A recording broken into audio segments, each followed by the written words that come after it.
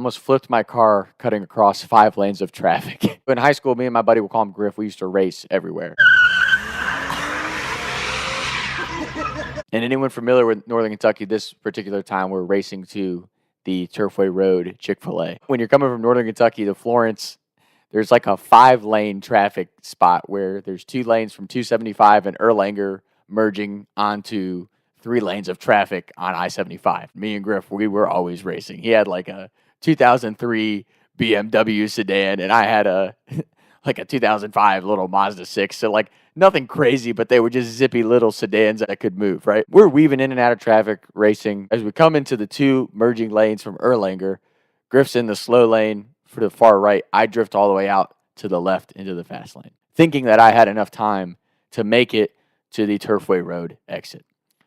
And as I go flying up, I see Griff's about 2 car lengths behind me. He's coming hard. Pause. He's flying up in the far right lane. I'm flying up in the far left lane. He gets around cars that are merging and gets onto the Turfway Road exit. Now, I had not lost a race to Griff in about a month, so I'm feeling good about myself. I'm like, no way I'm letting him beat me today. So I peek in my rearview mirror. There's plenty of space for me to get across all 5 lanes. You have the 4 lanes of oncoming traffic, and then you have the 5th lane, which is the Turfway Road exit. There's plenty of space for me to make it across without anyone having to hit their brakes or anything.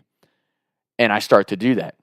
What I didn't calculate was I didn't really have enough time to get across 4 lanes and get into the exit ramp lane to go down Turfway Road. And for anyone familiar with Northern Kentucky, when you come around Turfway Road, it's kind of like a long straightaway, but then it's like a 90-degree turn, okay? There might be some concrete poured there now, but at the time, this was like a grass hill and then the 90-degree turn, okay? As I come across at like 85, 90 miles an hour, I'm starting to brake, and I realize, like, oh my God, I'm not going to have enough time to get into the exit lane before the grass hits.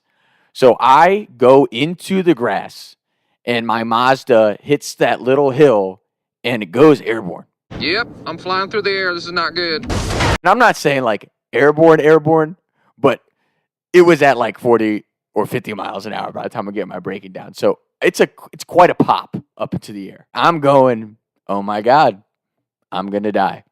I'm going to flip my car. I'm going to die. I catch the hill. I do a little hop, kind of glide into a stop. And I just kind of look in my rearview mirrors, and I'm like, holy shit. You see all the cars behind me are just kind of slowed way the fuck down. Like, they thought I was going to die. Like, and it probably looked like I had a death wish, right? But in reality, I'm a high school kid trying to make my buddies laugh, and I fucking jumped the car. I didn't go as high as I thought, landed. It's one of those adrenaline things. Like, and I'm also in moving traffic, so I just kept rolling. I see my buddy Griff laughing his ass off, like 4 or 5 cars behind. We get to the Chick-fil-A parking lot. He gets out. He's like, eyes like saucer, but looking at each other. And he's like, dude, you almost died. I'm like, I know. That was bad. And that's actually the whole reason I'm telling this story is, like, I went through a car racing phase in my life, right? And we've all been through those phases when you're younger or when you first start driving, or, nowadays everyone has a social media page for their pimped out cars. And I think all that stuff's cool. I guess my biggest thing about all that stuff is, like, if you're going to be a jackass behind the wheel, or you're going to drive drunk, like, whatever the stupid decision is that you're going to make, you're allowed to make those decisions, right? It's your life. You live it. But my biggest thing and it was honestly that story that made me realize that is, like, when it comes to the driving stuff, you start to endanger other people's lives. And for me, that was just like an eye-opening experience. Like, I love to have fun. I'm all for making memories with your friends when you're younger. But when it comes to being behind the wheel of a vehicle, there's plenty of spaces you can go do that stuff and drive like a jackass where you're not endangering other people's lives. Because there's a lot of people that are just trying to get home, right? Like, I could live with if I made a stupid decision and I ruined my own life, or I crashed my car, or I kill myself in an accident because I was choosing to be stupid. That's one thing. But, like, if you kill someone, or someone who's just trying to get their family home, or someone who's just trying to get home from work and not drive that way, that's a whole other thing for me. So that's one thing. Like, I think the YouTube videos with the GoPro attached to the car is cool and stuff. I just feel like when you start to weave in and out of traffic and you endanger innocent people, it's like, dude, like, you could fucking kill somebody else. And I just don't think that's very cool. You know what I mean? Like, if I was able to have the consciousness to realize that as a 16, 17-year-old kid, I feel like a lot of people, like, there's just enough places that you can go. Like, if you want to race a car that bad, you can go race in a controlled environment. If you want to get into the underground street racing, you can go do that late at night when there's not cars on the road.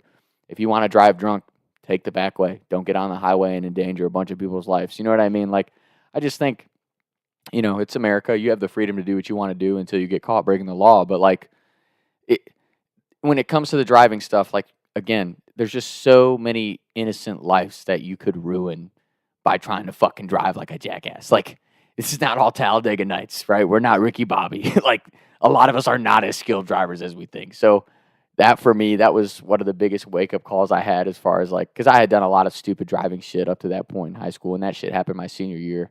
And honestly, like, when my car hit the air, I was like, yeah, I could die.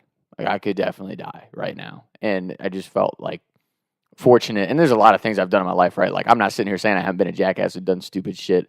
But in that particular case, when it comes to driving a fucking car, if I could give any recommendation, just have a little bit of self-control with that stuff. I've heard so many awful stories about kids driving drunk or trying to race, and there's just so much terrible shit that happens to them or people who just happen to be in the wrong place at the wrong time. So, again, I went through my little racing phase, but I think if you get lucky enough to have a moment of realization with that shit before something really bad happens, like, maybe just slow down a little bit, or if you're going to race, go race in a more controlled setting. You know what I'm saying? So, and I'm sure some kids will talk shit about that, all you big car guys.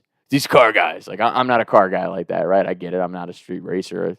This isn't Need for Speed, Tokyo Drift type shit. But I just think, you can have a lot of fun, and you can drive really fast and have a sweet car and just do it in settings that it's not going to fuck up someone else's life. So that's my little piece of advice on here on Talks with Tom. I did win the race, and then me and my buddies proceeded to get kicked out of Chick-fil-A. But that's a story for another day. So we'll be back in more episodes soon. Talks with Tom.